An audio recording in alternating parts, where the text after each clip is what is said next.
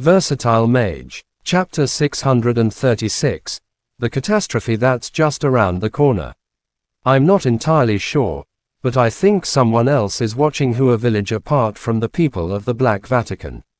It's the reason why they didn't get too aggressive on me. Otherwise, I would have been dead now, Zhang Xiaohou admitted sternly. Mo Fan was stunned and immediately looked at Lu Ru. Lu Ru softly nodded and said, "It must be the same person who gave me the blood serums. Then you've made the right choice to pretend that you were suffering from amnesia. The Black Vatican would have to send out blue deacons to kill you, but since the plan related to the rain is their first priority, the blue deacons would not show up so easily, as they had to be even more cautious." Mo Fan nodded. That being said, Mo Fan almost broke into a sweat after re-evaluating the situation. Mo Fan did speculate that Zhang Xiaohou was putting up an act as a disguise, but he never thought so many people were actually watching him. "So what did you see?" Su Xiaoluo finally ran out of patience. Now that they had gotten rid of the spy Hong Jun, Zhang Xiaohou could finally tell them the truth. What did you see?" Mo Fan's voice sank. Zhang Xiaohou had endured such hardships just to protect the information.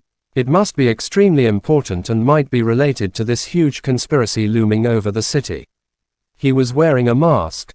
I couldn't recognize him, but the people of the Black Vatican called him Great Deacon Hu Jin," said Zhang Xiaohou. "Great Deacon Hu Jin." Mo Fan was confused. "He's in charge of all the blue deacons of the Black Vatican, Salon's right-hand man. He must have played an extremely important role in this conspiracy." Fang Gu slowly walked out from the shadows and glanced at the trembling villagers coldly. "How do you know?" asked Lu Ru. "I had contact with the Black Vatican before. I purposely left one of their people alive to learn who was trying to hunt me down. The man was a tough one, so I had no choice but to threaten him with the undith, forcing him to spill the beans," replied Fang Gu. "But the Black Vatican is very strict about keeping their identities a secret. If that woman was still alive, we might be able to learn more information," said Lu Ru. "Forget it. For something as huge as this, the blue deacons are only in charge of a small part of the whole thing. They won't know the details. If we really want to know what the next move is, we'll have to find this Great Deacon Hu Jin," said Fang Gu confidently. "Howzy? Why were they trying to kill you? You didn't even see his face," said Mo Fan in confusion. "I heard his voice, and somehow it felt slightly familiar, but I can't remember who the person is," said Zhang Xiaohou. "Familiar? Yeah. I'm pretty sure that I've heard the voice in Bo City. It was raining quite heavily that day, but I can surely identify the person if I hear his voice again," said Zhang Xiaohou in a serious tone. Mo Fan frowned as his breathing intensified. It turned out that someone from the Black Vatican was right around them. "I believe he knows me, too. He must be worried that I would recognize his voice. Thus, he immediately sent his men to silence me. Even after I reached to a village, he still asked Hong Jun to spy on me.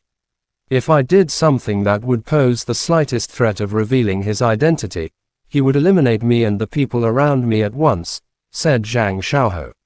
"So you've pretended to stay with me like a retard just so the spy wouldn't feel suspicious," said Su Xiaoluo. "Well, that's not it."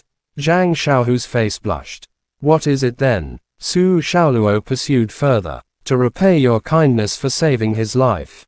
We'll talk about the romance between you two later. Howzy?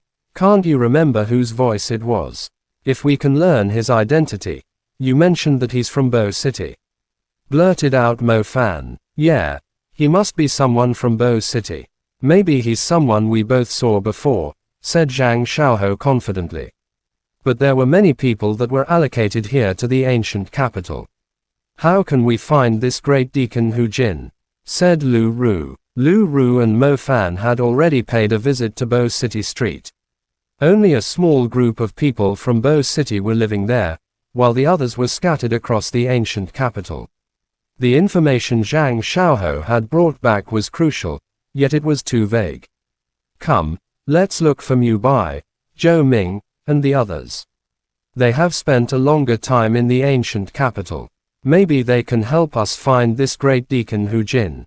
On top of that, we should tell Zhu Meng about it, too, said Mo Fan.